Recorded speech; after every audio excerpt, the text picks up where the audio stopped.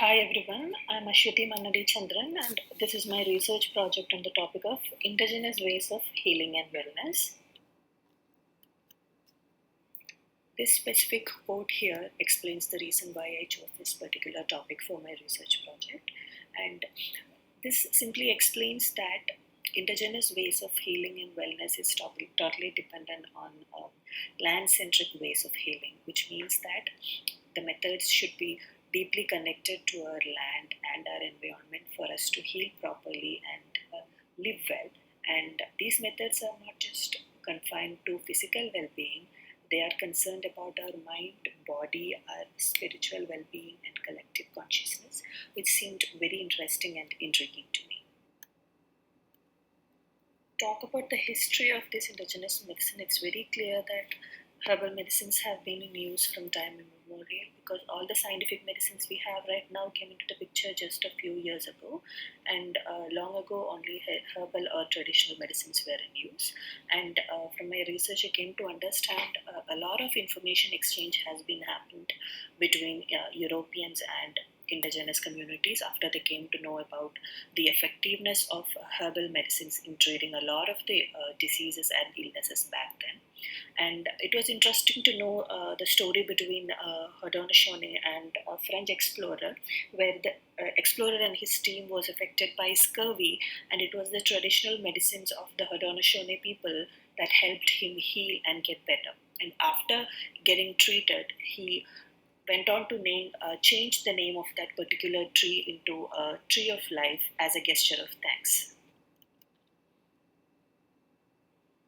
Traditional ways of healing is actually very important in this current scenario because of its holistic approach to health.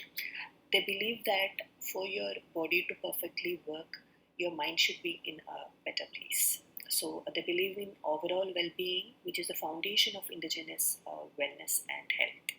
And they maintain the balance between physical, mental, and emotional aspects of our life.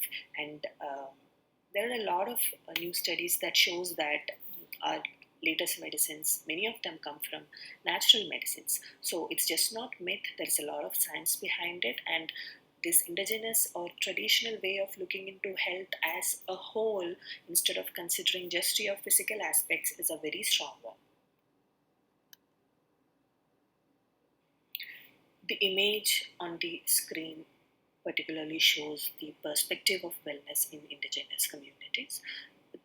Each of the circles in the image represents each values or each factors, and all of these factors combined together works towards a perfect state of health and wellness. And the center circle is represented are human beings or individuals, and they believe that wellness starts with individuals taking responsibility for our own health. And the second circle is showing the importance of mental, emotional, spiritual, and physical aspects of our lives. There needs to be a balance. And the third circle is values that will help us live better in this world, like respect, wisdom, responsibility, and relationships. And the fourth circle is the people and the land that surrounds us. These are all critical components for us to live a perfect life in this world. And the fifth cycle is the social, environmental, cultural, and economic determinants of our health and well being. It includes the land, air, food, housing, and our education, health awareness, the knowledge about our languages, spirituality, ceremonies, traditional foods and medicines, all the teachings and ways of life, everything. All of these combinedly will give us a sense of belonging and fulfillment in our lives. And the outermost circle is included of children, families, elders, and people in our communities who all are holding hands together in the image, which shows that this togetherness is required for human beings to survive well in this world. It has to be noted that the preparation and harvesting of all these medicines is not an easy process. The healers undergo a lot of rituals or procedures, and even some of them undergo spiritual preparations in order to harvest and prepare these medications. And they have a very great and vast knowledge of which plants to use, particularly which part of the plant to use, in what quantity, and how to prepare the medicines. So it takes a lot of effort, and they treat these plants with utmost respect and importance. And they correctly know the amount and ways of usage due to the fact that their ancestors have been using it for the past hundreds of years, and through a number of trial and error methods they have come to this knowledge of proper usage of medicines. And it's not just stories, myths, or rumors behind these medicines. There is sound scientific background or backstory that these medicinal plants contain a lot of chemical or organic compounds like alkaloids, glycosides, flavonoids, resins, etc. In them that contributes to their proper healing properties. Emotional healing is of great importance in traditional or indigenous healing and wellness methods, and they follow a number of rituals which helps them ease mental problems and tensions.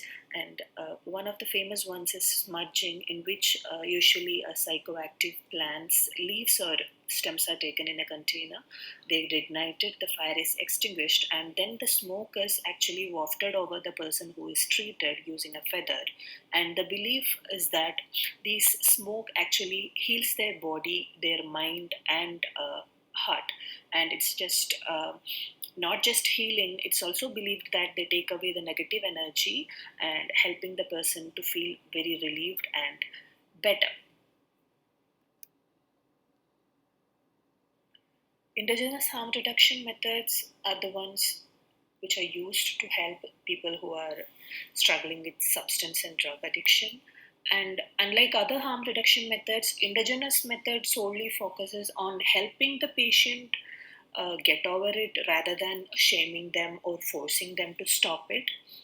They gives them harm reduction supplies which are less harmful to the people, and also focuses on treating the root problem.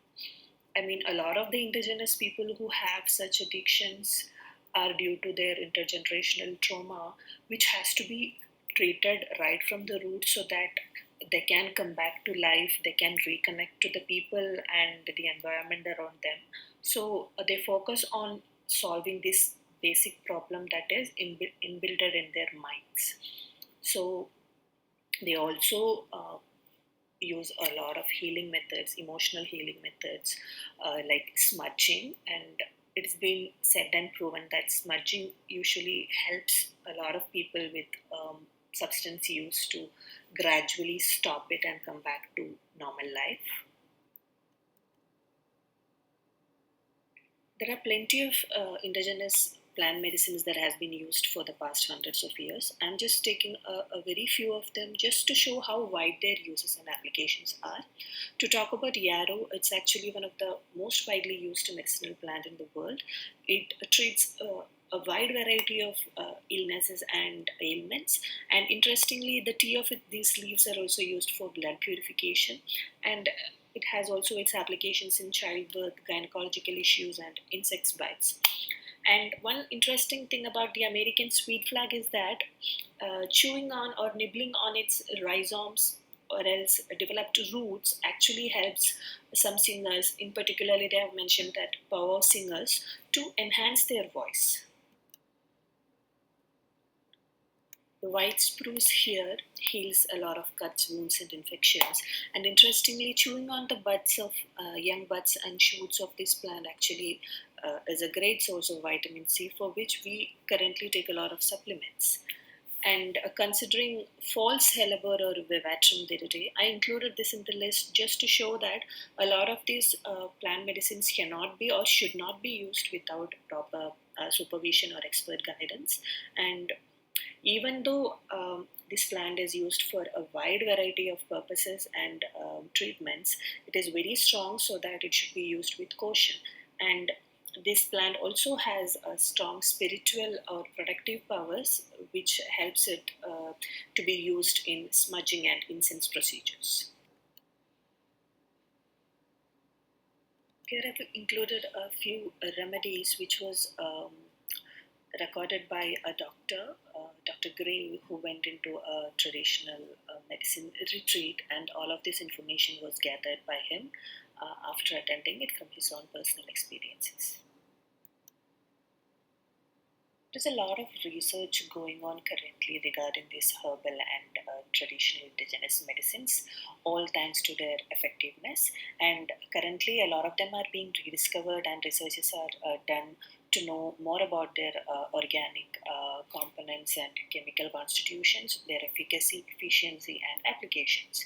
And one of those famous researches that recently has started is regarding the bark of Pacific yew, which has proven to have anti-cancer drug called Taxol. So the tree is currently overexploited, and the number of trees in Canada has recently gone very down.